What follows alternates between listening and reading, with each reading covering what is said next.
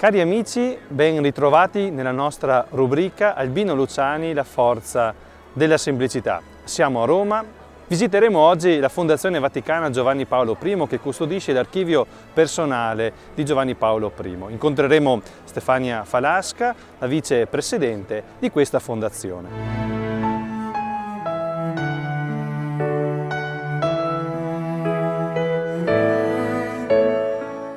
Siamo qui con Stefania Falasca, giornalista, biografa di Giovanni Paolo I, vice postulatrice della sua causa e anche vice direttrice della Fondazione Vaticana Giovanni Paolo I.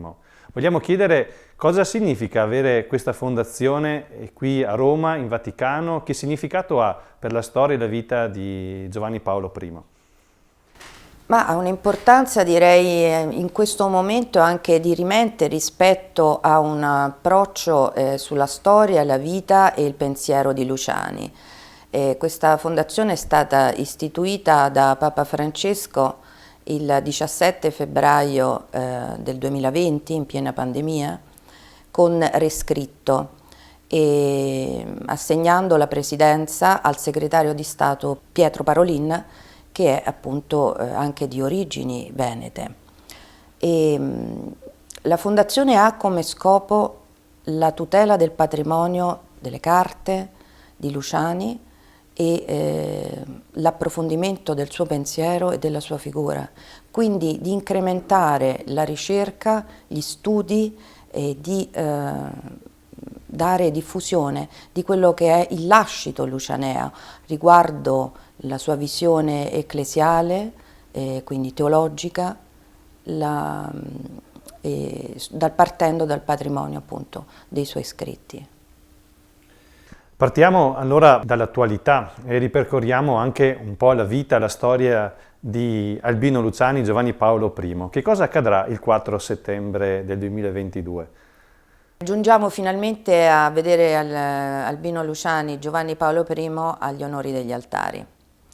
È la conclusione felice di una causa che è iniziata nel 2003, ha avuto una fase diocesana e poi una fase romana di studio e di giudizio, e che ha impegnato proprio per questo circa 10 anni. Luciani sono state riconosciute le virtù nel 2017. Dopo la chiusura delle virtù è stato istituito un processo sul Super Miros, quindi su un presunto miracolo, che ha trovato conclusione lo scorso anno. Quindi dopo l'approvazione del miracolo si è aperta la strada per la beatificazione. I tempi di questa causa sono tempi canonici. Si sono seguite tutte le tappe e tutti i tempi necessari perché questo possa essere realizzato. Non sono state chieste per Luciani delle abbreviazioni di speciali, insomma, e quindi ha seguito l'iter che doveva essere seguito. Io dico che questo è un tempo che è stato benedetto.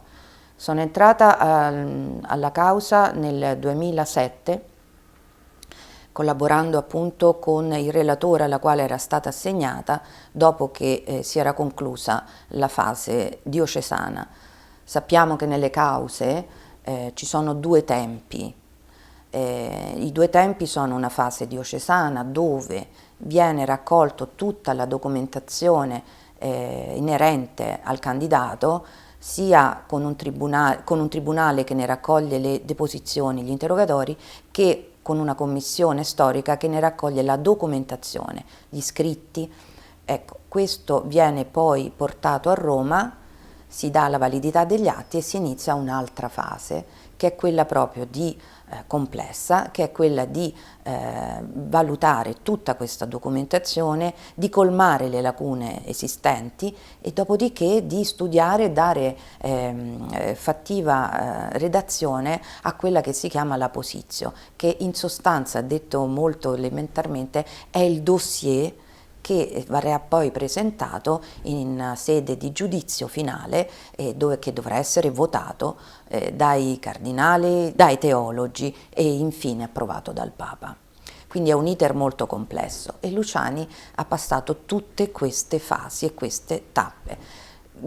Chiaramente noi abbiamo lavorato alacremente perché tutta questa documentazione venisse alla luce e recepita per un lavoro con il metodo storico-critico che ci facesse vedere l'ampiezza lo spessore, la caratura di una vita che si è dispiegata in circostanze storiche importanti come quella del Concilio, partendo da Vittorio Veneto, come era e come si è comportato come pastore, il suo magistero episcopale. Quindi noi abbiamo compiuto un'opera di acquisizione delle carte enorme che abbraccia 70 più o meno enti, privilegiando le sedi dove lui è stato, ma anche enti privati per quello che riguarda le fonti.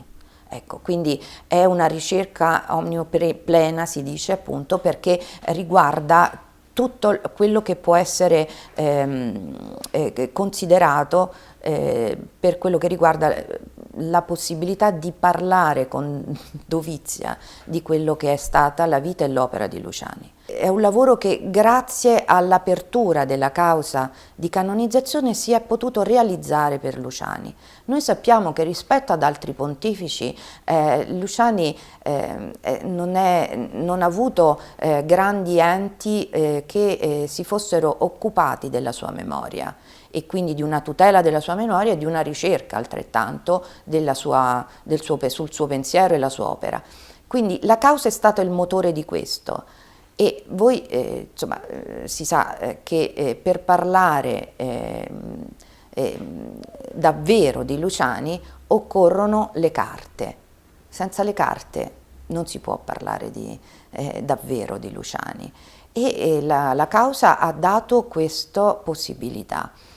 Ora noi ci troviamo proprio nel Sancta Sanctorum, diciamo così, di quello che sono le carte di una vita di Luciani. Ci troviamo nella sede della Fondazione Vaticana che è stata istituita proprio per questo scopo e qui alle mie spalle si trova l'archivio privato di Luciani. Che cos'era questo archivio privato? Era il suo bagaglio personale imponente, delle carte che hanno viaggiato con lui nelle diverse sedi dove lui è stato, quindi accumulate nei 46 anni che si è trovato a Belluno, ampliato negli 11 anni di episcopato a Vittorio Veneto, ulteriormente ingigantito negli anni di Venezia e che puntualmente ha voluto fosse portato da Venezia a Roma nel periodo della sua elezione al Soglio di Pietro. Che cos'era? Ho detto è un bagaglio, sì, un bagaglio personale, l'unico che Luciani si portava sempre dietro. Le sue carte e i suoi libri, perché erano l'officina di lavoro.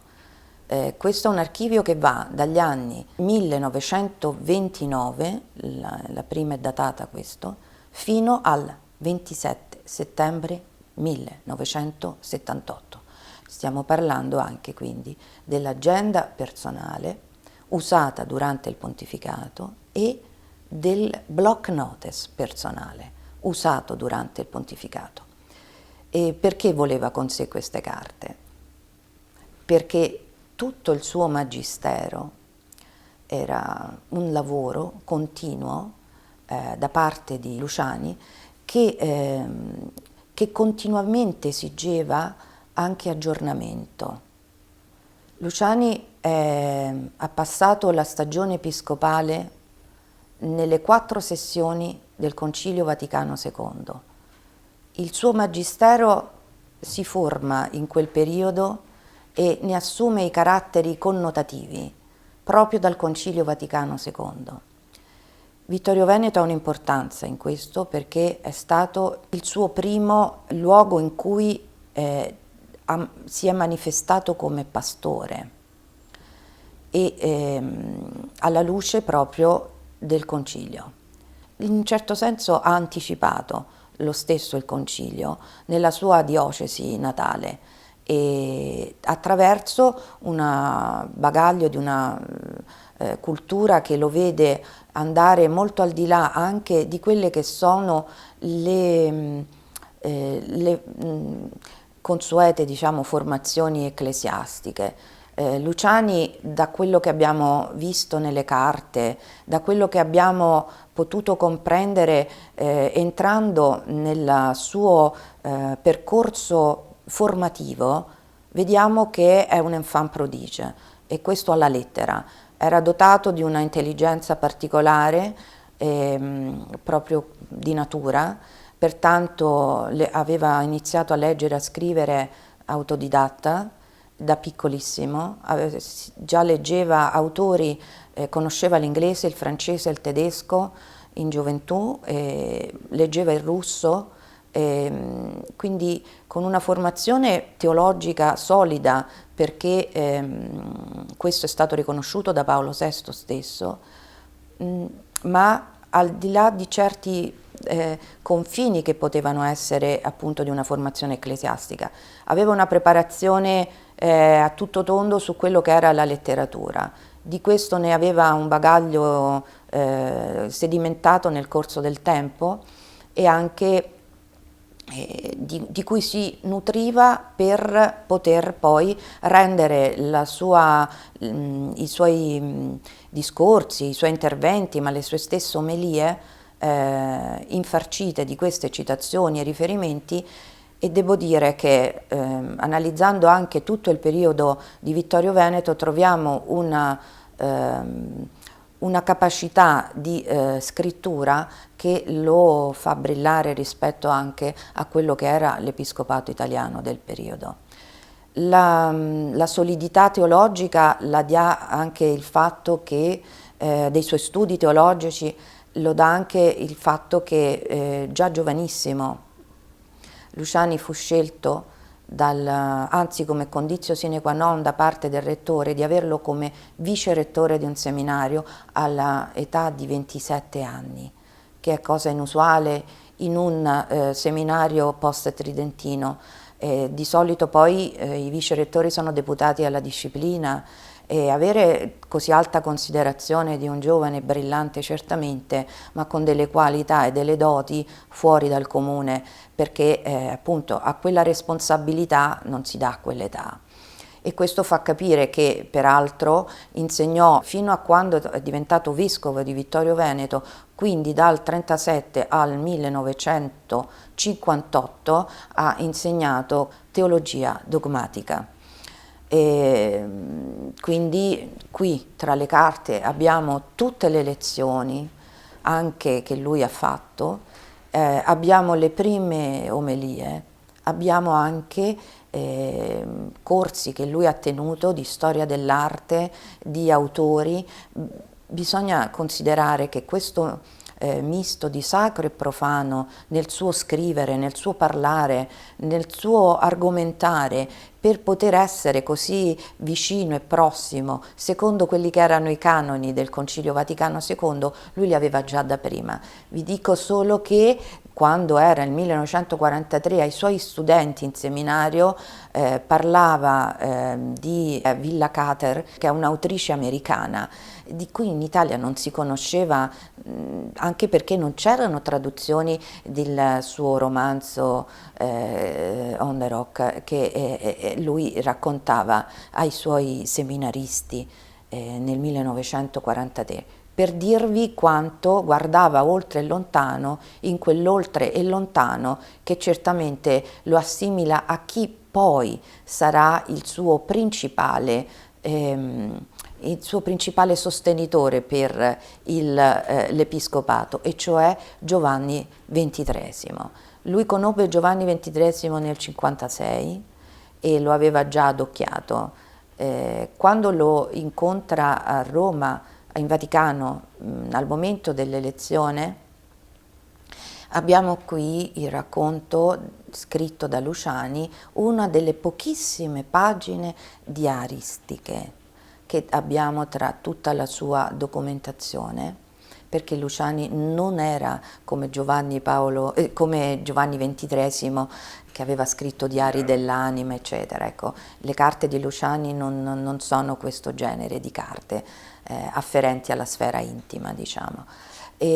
Ma quello se l'è appuntato doviziosamente nel suo quaderno, e è significativo per quello che sto dicendo, perché l'unica raccomandazione che gli fa Giovanni XXIII è quella di parlare semplice. Sembra quasi una traditio lampadis, una consegna fatta a Luciani che quando parliamo di umiltà capiamo, a fronte di una figura di così alto livello intellettuale e intellettivo, ma anche di conoscenza piena che spazia dalla teologia alla storia, alla letteratura, cosa significa poi assumere l'umiltà, come diceva appunto Bonaventura, mi pare, al vertice di tutte le virtù, di conoscenza. Ecco, cosa significa anche per lui essere così umile, anche a fronte di un bagaglio non indifferente di conoscenze, e di tradurlo affinché il messaggio cristiano potesse essere raggiungibile a tutti. Il processo di beatificazione ha fatto emergere molti aspetti della sua storia che potevano andare perdute o comunque restare un po' nell'anonimato, negli archivi, e conservate senza essere, diciamo così, messe a disposizione di tutti. Cosa possiamo dire dei primi anni della vita di Luciani? Quanto ha influito il suo essere, nasce da una famiglia semplice, in un territorio anche abbastanza difficile come quello bellunese, in prossimità anche della Prima Guerra Mondiale, la fatica anche un po' della famiglia dei suoi primi anni. Ecco, cosa di questa sua infanzia e della sua giovinezza ha, diciamo così, influito nella sua storia, nel suo carattere, nel suo modo di vedere e di pensare? Innanzitutto bisogna dire che la pieve da cui viene Giovanni Paolo I è una pieve di confine, ma non per questo marginale, proprio in quanto di confine è foriera di arricchimento culturale. Troviamo incisive personalità, sia da un punto di vista laico che da un punto di vista ecclesiale. È stata una pieve benedetta da parroci illuminati. Il primo, sappiamo come nel Veneto è importante il cooperativismo, nasce a Canale d'Agordo, la prima cooperativa del latte, fatta e voluta da un'attenzione al sociale straordinaria da parte di un parroco, Antonio della Lucia, e andava lì anche Cerruti, che era appunto il fondatore dei movimenti del cooperativismo cattolico in Veneto.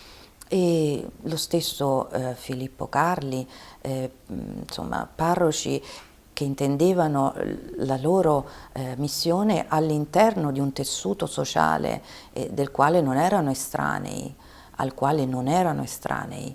E quindi Luciani si forma in un milieu culturale importantissimo da questo punto di vista. Appunto, dicevo foriero di arricchimenti, pensiamo solamente che la pieve di Canale d'Agordo, la parrocchia di San Giovanni Battista, è stata una delle pievi che ha una biblioteca che risale al 1300. Una biblioteca che comprende anche testi importanti come appunto di Aldo Manuzio, le Aldine, di autori anche, sappiamo, che furono censurati.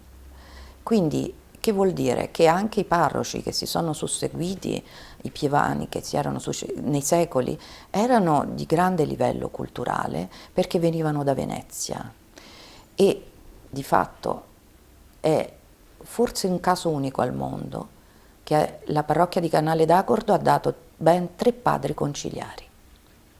Uno è Luciani, sappiamo, da giovane vescovo di Vittorio Veneto, l'altro è un missionario dei generale dei Somaschi, l'altro un vescovo di Porto Velho in Brasile. 3 padri conciliari. Abbiamo quindi personalità illustri, importanti, sia da un punto di vista culturale che da un punto di vista sociale. Quindi questo fa vedere, insomma, quanto la caratura debba essere del suo magistero, debba essere considerata alla luce di questo tipo di formazione e di quello che poi lui ha acquisito come prerogative con il Concilio Vaticano II. Sono le strade maestre, quelle di una rinnovata missionarietà, di un nuovo linguaggio, dell'essere vicino al mondo e agli uomini, e quelle di un dialogo interreligioso e quindi un dialogo a tutto tondo, insomma, con la contemporaneità e la ricerca della pace. E sono queste le strade maestre che fanno anche il suo pontificato con quello che abbiamo visto nei suoi gesti importanti. Sono le strade che aveva percorso già da vescovo di Vittorio Veneto, ma ancor prima, quando era a Belluno. A queste anche la povertà nella Chiesa e la collegialità. Sono argomenti che lui esplicita direttamente nel Magistero Pontificio, ma che hanno trovato, ecco, la sua origine, sappiamo ad esempio per la povertà che a fronte di quella formazione che accennava a livello sociale, mutuata da un approccio imparato dagli stessi suoi primi maestri, i suoi parroci, il suo parroco e queste figure ecclesiali importanti, costituiva proprio la fibra del suo essere sacerdote. Ecco, nel 17 ottobre del 12 nasceva Albino Luciani. Per 46 anni ha vissuto da giovane, da seminarista, da prete nella diocesi di Belluno, ricoprendo anche di vari incarichi, prima in seminario come insegnante e vicerettore, ma poi anche come giovane vicario generale della diocesi. Sappiamo che Giovanni XXIII lo ha conosciuto mentre era patriarca di Venezia e ha già individuato in lui delle caratteristiche che lo hanno poi convinto a ordinarlo vescovo. Il 27 dicembre del 1958 venne ordinato proprio qui a Roma, nella Basilica Vaticana, viene ordinato vescovo e inviato alla diocesi di Vittorio Veneto. Arriva in un momento importante nella diocesi, e siamo già alla vigilia del concilio, e la sua freschezza e la sua voglia, ecco, anche di essere pastore hanno dato un'impronta alla sua missione, al suo episcopato. Quali potrebbero essere appunto le caratteristiche, se vogliamo, di questa sua missionarietà, di questo suo impegno? E sicuramente l'aspetto del concilio avrà influito moltissimo nel suo magistero. Che cosa è cambiato anche grazie al concilio nel suo modo di essere vescovo, e quali fatiche ha anche affrontato nella nostra diocesi? Nel corso del suo pur breve pontificato si sono manifestate le priorità che erano in cantiere come pontefice e che hanno fatto veramente progredire la Chiesa lungo quelle strade maestre indicate dal Concilio. Luciani è stato vescovo nel periodo del Concilio, dove ha frequentato tutte e 4 le sessioni, e quello che ha fatto proprio come vescovo sono state le priorità. E la prima è la risalita alle sorgenti del Vangelo, la seconda è una rinnovata missionarietà, la terza è la collegialità episcopale e poi il servizio nella povertà ecclesiale ed anche il dialogo con la contemporaneità, la ricerca anche con le chiese sorelle di un'unità e quindi anche il dialogo interreligioso e la ricerca della pace. Questi sono i fili che si manifestano nel pontificato. A Vittorio Veneto troviamo già iniziate questo che poi si manifesta, perché vediamo con la missionarietà intanto che cosa significa la missionarietà per Luciani. Lo vediamo a Vittorio Veneto, manda i suoi missionari in Africa, in Brasile. Concepire la Chiesa a livello universale non significa considerare la Chiesa particolare staccata dalla Chiesa universale o viceversa. La Chiesa è la Chiesa. Non c'è niente di lontano, è tutto vicino. Quindi Luciani concepisce la responsabilità nei confronti delle chiese, della Chiesa di missionari che possono essere in terra d'Africa o in Italia alla stessa maniera.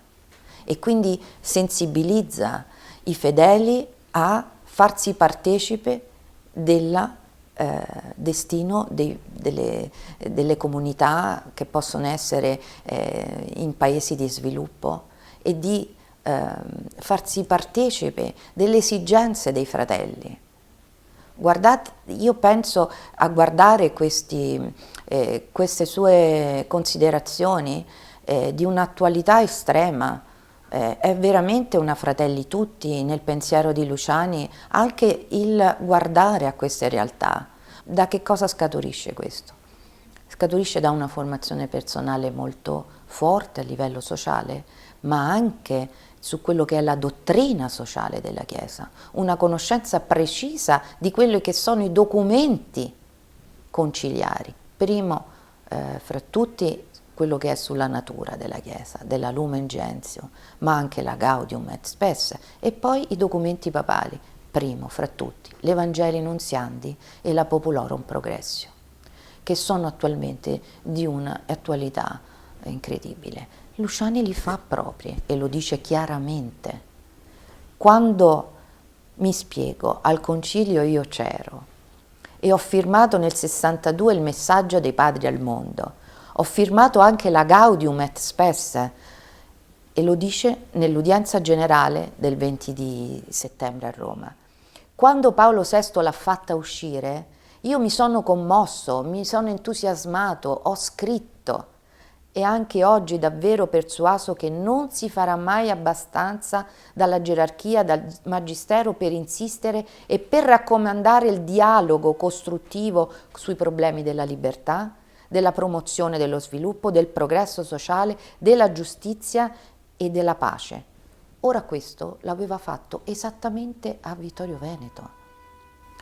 La prima cosa di cui si investe è di fare la riforma liturgica, ma la riforma liturgica, di farla passare, ne declina sempre la spiegazione, di far conoscere esattamente i documenti conciliari. E Luciani aveva questa capacità. La prima cosa che fa è declinare perché venga compreso quello che si è visto e si è compiuto nel concilio. Quindi l'azione a Vittorio Veneto è essenzialmente anche questa di didattica, di spiegare quello che è stato firmato da lui e dagli altri padri sulla Chiesa. Ed è significativo, vediamo anche nel Magistero, tra le occorrenze, cioè tra le citazioni che seguono i documenti conciliari, in prima istanza troviamo la Lumen Gentium. La Lumen Gentium è la Costituzione apostolica sulla natura della Chiesa, la sua natura missionaria apostolica. Ecco. Quindi declinare questo anche nel suo magistero affinché i fedeli si formino una coscienza ecclesiale, e questo è stato il suo intento. Ora, Ha applicato la collegialità? Sì, l'ha applicata. Noi vediamo anche attraverso i bollettini i frequenti incontri fatti sempre con i suoi vescovi limitrofi. Vediamo un sistematico incontro con Muccin, con Bortignon, con Urbani, col patriarca di Venezia, ma proprio di quel clima di respirare insieme un confronto, oltre che certo che c'era un'amicizia pregressa, ma che va proprio ai fini di una comprensione ecclesiale che possa essere sempre più aderente al mondo, alle esigenze dei fedeli. Vediamo questa povertà ecclesiale come la declina. Ecco, prima su questo vediamo una formazione pregressa di Luciani, per la quale la povertà è veramente un habitus che ha ereditato non perché fosse sociologicamente appartenente ad una famiglia povera, ma in quanto povertà che si assimila dentro una concezione sacerdotale di spoliazione di sé, e dove troviamo anche in questo l'umiltà come massima espressione, diceva Sant'Agostino, della conoscenza e del concepirsi nel mondo, perché l'umiltà è peraltro per Luciani l'unica virtù che è stata portata da Cristo. Le altre sono tutte virtù che ereditiamo dal mondo classico. Nel 1970 Albino Luciani lascia con grande sofferenza e dolore per la diocesi di Vittorio Veneto questa sede e inizia una nuova esperienza a Venezia come patriarca. Proprio Paolo VI vuole Albino Luciani in questa sede. Come possiamo descrivere questi 8 anni di Venezia, se si può fare così un bilancio di un'esperienza comunque complessa e profonda? Che elementi emergono del suo essere pastore di una città, di un momento anche di svolta, anche sociale, ma che di fatto probabilmente creano anche i presupposti per poi essere individuato come un successore di Paolo VI. Ma io parto sempre da una frase che lui aveva appuntato nell'agenda e che poi abbiamo messo anche, voluto mettere anche nel nostro sito, nel sito della Fondazione, che riassume per me anche gli anni veneziani, cioè quelli immediatamente precedenti la sua elezione al Soglio di Pietro. E scriveva in calce: cosa significa essere ministri nella Chiesa? Servi, non padroni della verità. Si è abbassato quindi al vertice dell'autorità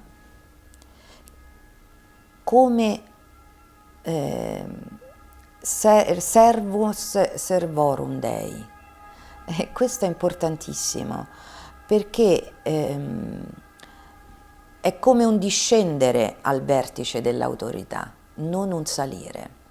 Di questo servizio ha riempito e colmato il Magistero di Venezia. Un periodo complesso da lui attraversato, con fermenti sociali e fermenti anche in ambito ecclesiale dovute all'applicazione del post-concilio, e anche un periodo politico molto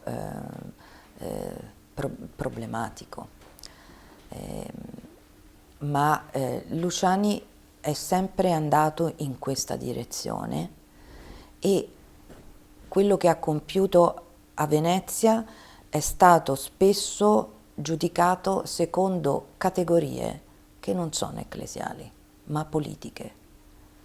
e si è creato purtroppo a Venezia anche quell'immagine fuorviante di una persona che è stata sminuita con dei giudizi che non appartengono ad una visione di Chiesa, ma ad una visione, diciamo così, più politica.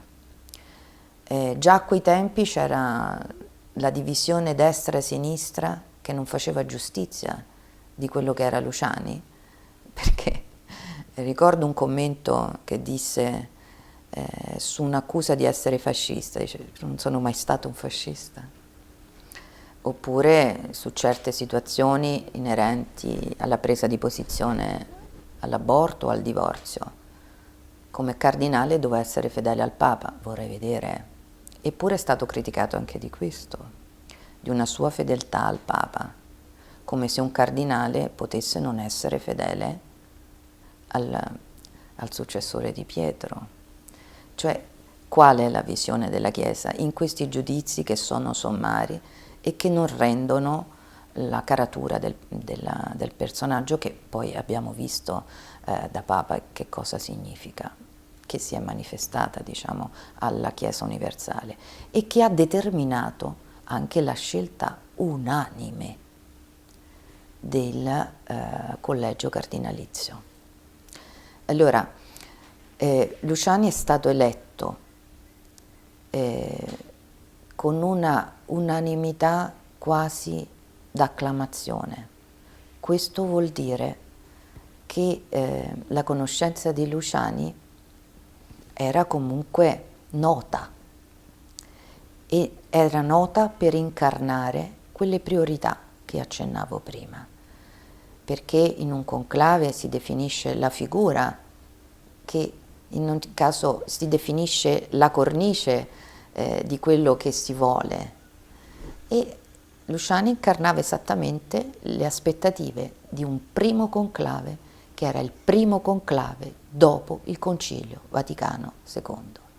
I suoi vogliamo sono la coralità della Chiesa universale, tant'è che ha aperto il conclave dopo il suo Urbi et Torbi, cioè ha tenuto i cardinali e anche i cardinali anziani nella chiusura del conclave fino al momento in cui ha pronunciato l'Orbi et Torbi, che rispecchia proprio quello che voleva la Chiesa in quel periodo, in quel momento storico, che era il primo appunto conclave dopo il Concilio Vaticano II. Che cosa aveva scelto questo conclave? Aveva scelto il pastore, quindi il Papa pastore, ma non c'era bisogno di chissà quali accordi. La scelta è stata naturale, perché Luciani non doveva essere il pastore, lo era già, con quelle prerogative che abbiamo detto. E quindi che tipo di pastore era? Era il pastore nutrito di umana e serena saggezza, di forti virtù evangeliche, che precede il gregge nell'esempio. Questo era Luciani, e se vogliamo queste sono anche le sue prerogative spirituali. E soprattutto non aveva separazione tra vita personale e vita pastorale, tra vita spirituale e anche esercizio di governo. Era un'assoluta coincidenza tra quanto lui insegnava e quanto viveva. E poi era un esperto di umanità. Ecco, umanità e di ferite del mondo, quelle che appunto lui aveva visto nelle situazioni dei derelitti che vivono fuori dall'opulenza, nei viaggi che ha fatto in Africa e in Brasile, ma anche un sacerdote di vasta conoscenza, come dicevo prima, e sapienza di grande bagaglio culturale, che sapeva coniugare, a mio avviso, infelice e geniale sintesi, nova et vetera. Ecco, quindi se il concilio voleva essere il segno anche di questa misericordia del Signore sopra la Chiesa, come era stato detto nella Gaudet Mater Ecclesia di Giovanni XXIII, Luciani lo incarnava semplicemente con il suo essere. Ecco. Ecco, sì, è vero che la facilità con la quale è stato eletto in pochissimo tempo ha raccolto uno dei più grandi consensi che i conclavi ricordano, insomma, nel secolo scorso, e che denotano appunto che la sua figura era molto conosciuta e apprezzata, un episodio che è rimasto un po' così, anche in un certo senso una predestinazione. Lo ricordiamo quando a Venezia Paolo VI in visita gli ha consegnato la stola, in un certo senso, ecco, senza voler dare, ecco, un'interpretazione esagerata, però indubbiamente quello fu un segno, ecco, che noi interpretiamo successivamente, che però dimostra sicuramente la stima che Papa Paolo VI aveva nei confronti di Albino Luciani. Ecco, sicuramente la persona del Papa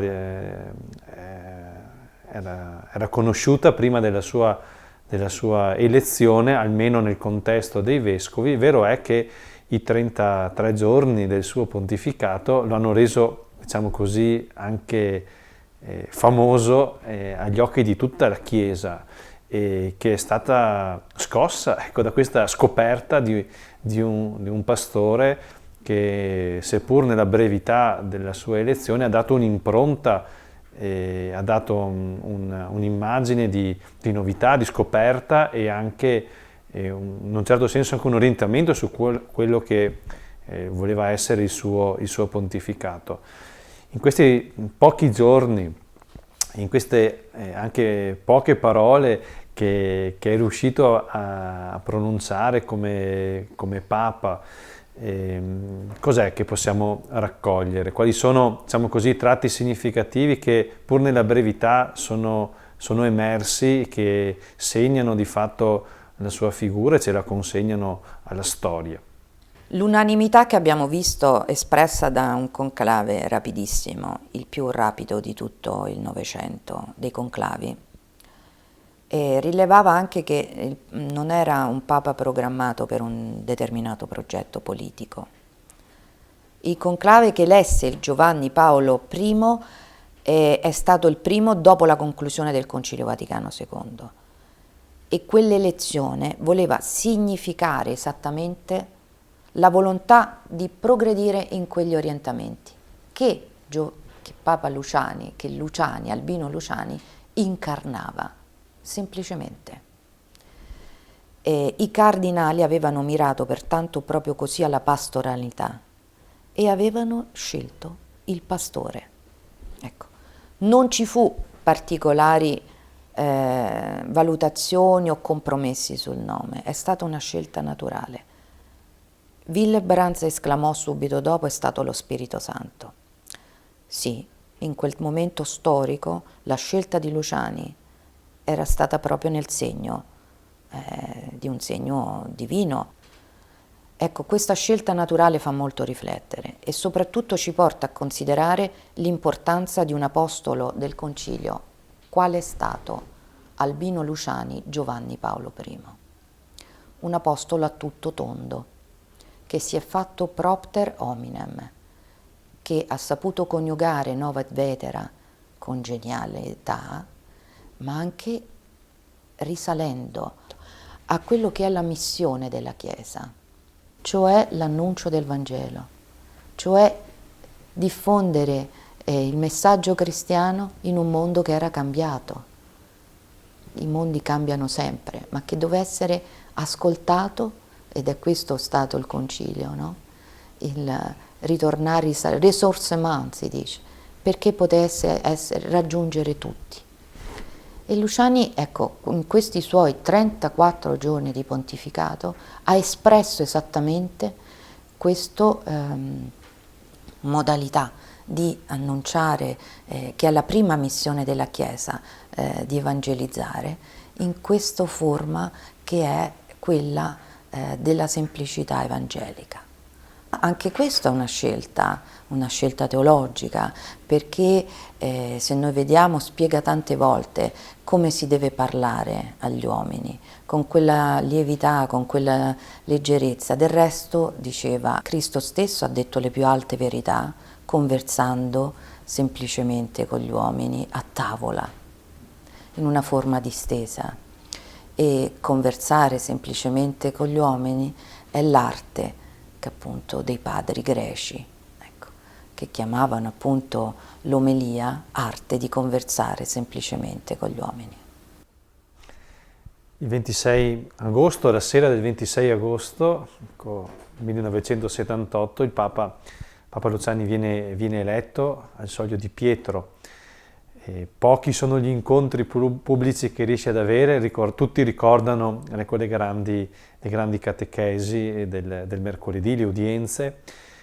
Velocemente però, ecco, questa luce che si era accesa a Roma si spegne la notte del 29 settembre. Intorno a questo episodio si sono mosse tante interpretazioni, tanti discorsi, spesso segnati da polemiche, da critiche, da illazioni.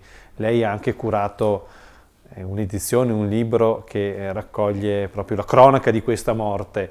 Cosa ha prodotto questo studio, questa raccolta anche di testimonianze, e che conclusioni arriva? Cronaca di una morte che lei ha citato non è la ricostruzione, è il prodotto, il frutto del lavoro di ricerca con metodo storico-critico anche sull'epilogo della vita di Luciani. Quindi è sulla base della documentazione coeva la morte acquisita in ambito processuale e comunque che serve quella che è oggettivamente per avere anche la luce su quello che è stato sia la sua salute che insomma la sua morte improvvisa. Ora non c'è niente che non siano carte e riscontri dei documenti con le deposizioni. E così, ecco, quindi bisogna sempre dire questo, che la storia non si fa con i se o con così è se, cioè qui il tempo del se così è, se vi pare, di Pirandelliana memoria è finito con l'acquisizione delle carte, non si discute su questo.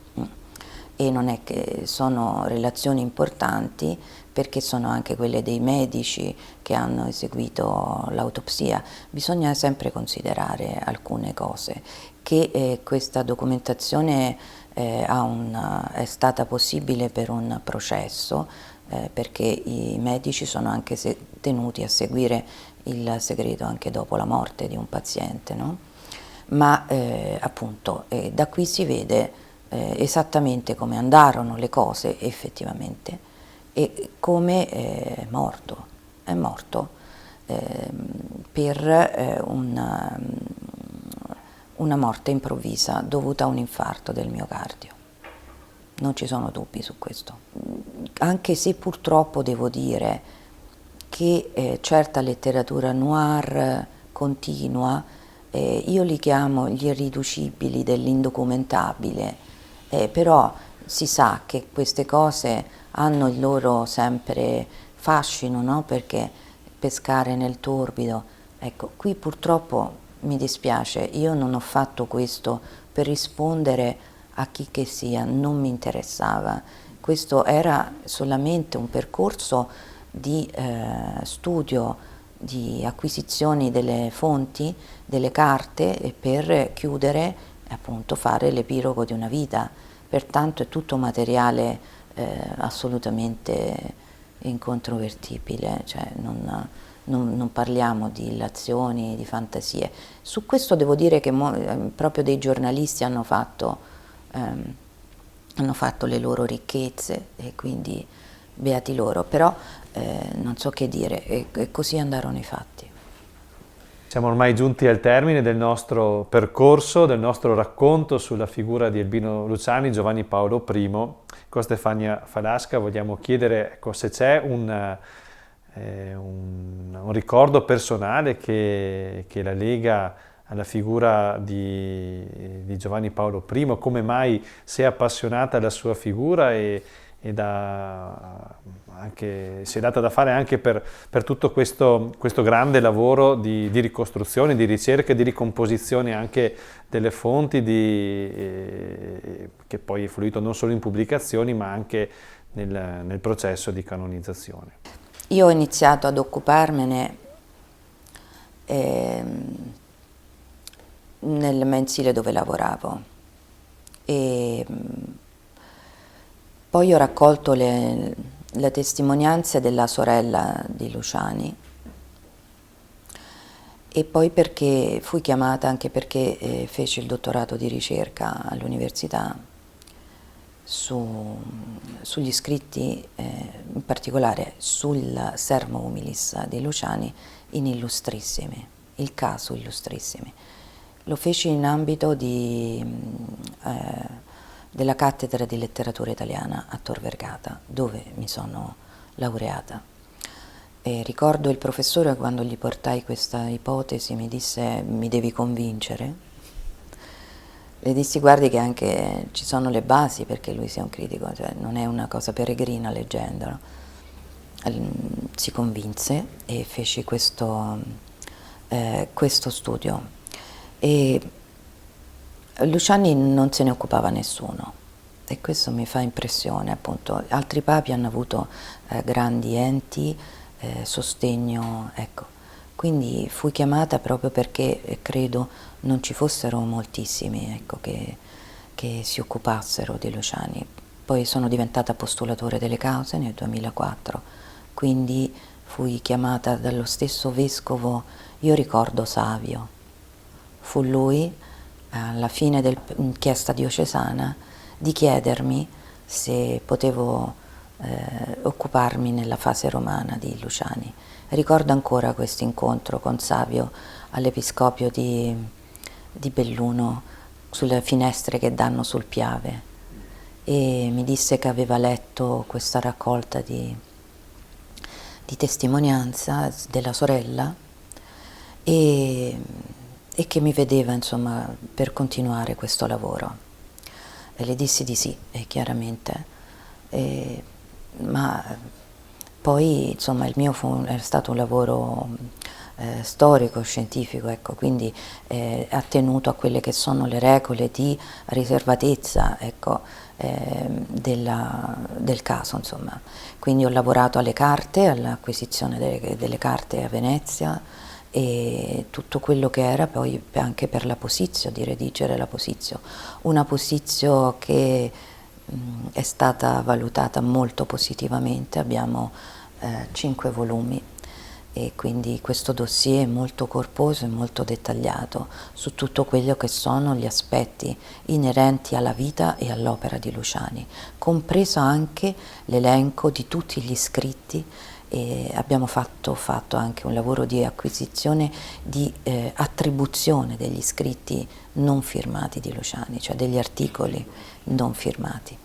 Quindi un lavoro che abbraccia più di 10 anni e di questo, insomma, io appunto dico che andava fatto, e questo grazie è stato possibile, se possiamo oggi davvero parlare di Luciani alla luce delle carte d'archivio, ma anche di tutta questa acquisizione che certamente lo fanno vedere in tutta la sua a 360 gradi la caratura di quest'uomo che è stato e resta uno dei punti di riferimento della Chiesa.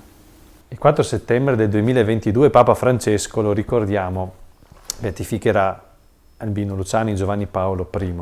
Quanto ha influito la figura del Papa nel percorso della canonizzazione, e ci sono degli aspetti anche del pontificato di Papa Francesco che in un certo senso guardano anche al breve pontificato di Giovanni Paolo I. Quali elementi magari possiamo mettere in evidenza, collegare tra di loro?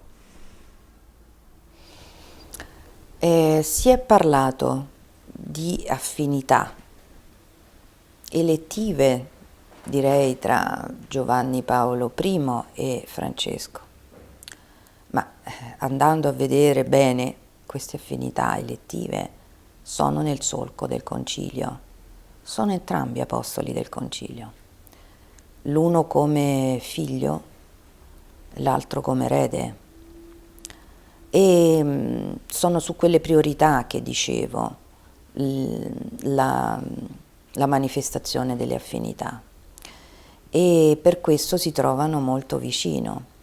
Ora, ricordo che quando ho fatto il dottorato di ricerca in italianistica proprio su Illustrissimi,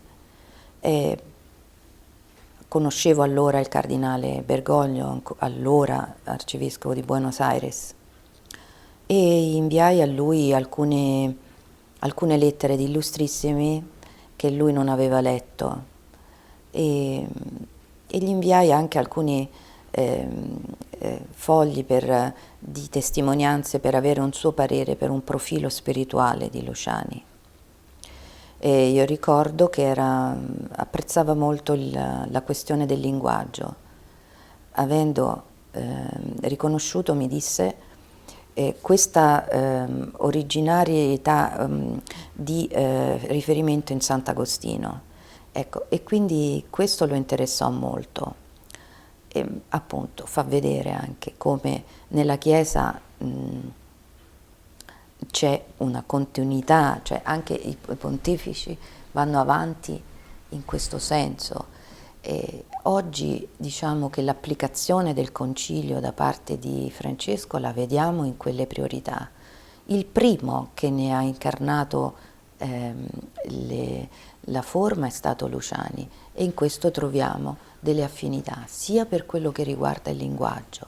Credo che Papa Francesco abbia portato all'ennesima potenza ciò che era una prerogativa di Luciani. Luciani è il primo a usare un linguaggio tout court, colloquiale, conversevole, dialogico. È il primo pontefice a farlo sistematicamente, e questo ci ha portato anche a curare un'edizione critica di quei testi per i quali oggi vale il pronunciato, allora no, e noi vediamo che ci sono delle discrepanze enormi tra quello che era scritto e quello che era pronunciato. È il primo che cita, come fosse la cosa più naturale del mondo, autori dialettali. Perché? Perché il dialetto è la lingua della familiarità, si fa vicino parlare in dialetto. Oggi abbiamo visto Francesco che arriva a dei neologismi per poter essere efficace. Quindi non è una concezione del linguaggio fine a se stesso, ma è un linguaggio con una base teologica che è proprio quella di far sì che il messaggio della salvezza possa giungere a tutti. Su questo c'è un'affinità indubbia, ma su questa base teologica e conciliare. Il secondo, l'aspetto della povertà. Sì, Luciani anche questo lo incarnava come forma di sacerdozio, come forma sacerdotale. Lo voleva per se stesso e per la Chiesa.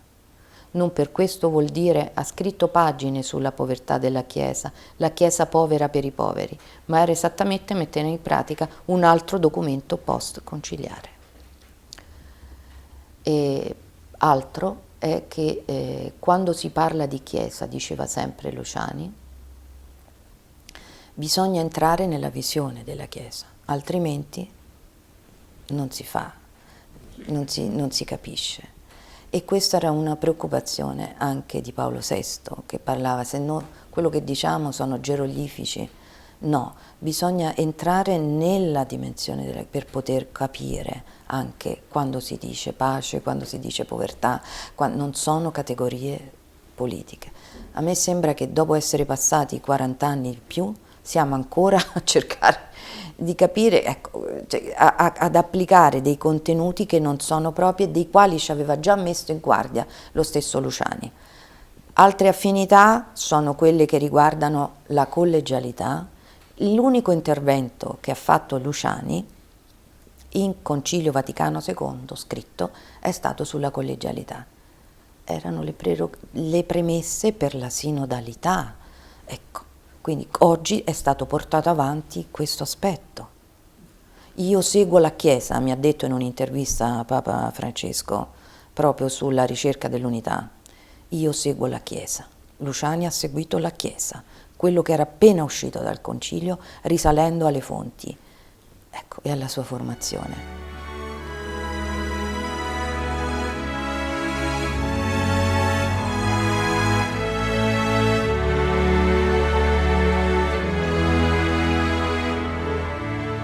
Ringraziamo Stefania Falasca, vicepresidente della Fondazione Vaticana Giovanni Paolo I, per la sua testimonianza e le sue appassionate parole. Qui si conclude questa puntata di Albino Luciani, la forza della semplicità. Ricordo che potete vedere questa e le altre puntate sul sito www.latendatv.it. Un caro saluto a tutti.